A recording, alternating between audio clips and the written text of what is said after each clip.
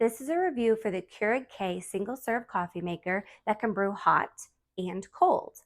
This coffee maker has a sleek and slender design that would be great for smaller spaces, like a camper or an apartment. Could even work on a coffee bar.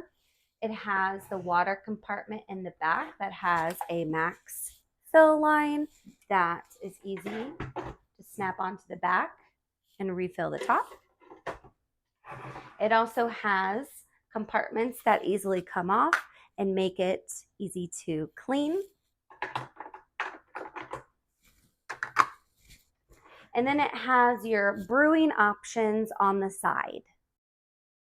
Your brewing options on the side give you choices for 8, 10, and 12 ounces of coffee to make. It gives you a choice to make your coffee stronger if you would like. And then there is also a specific iced coffee button that you can use. There are lights on the bottom that show if you need to add water or descale your coffee maker. So I wanted to take this time to show you how I would brew the coffee. So we use a K-cup that we buy from our local grocery store.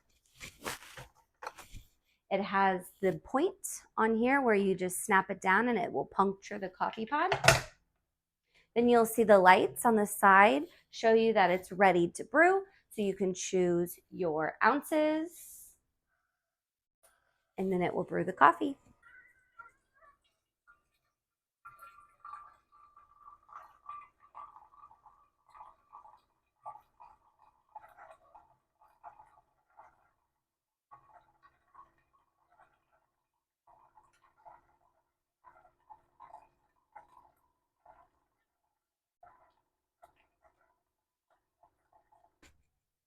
My honest review of this coffee maker is that it is great for smaller spaces and it's great for a household that doesn't have a lot of people drinking coffee. So maybe only one person needs a cup of coffee. This would be a great coffee maker to use.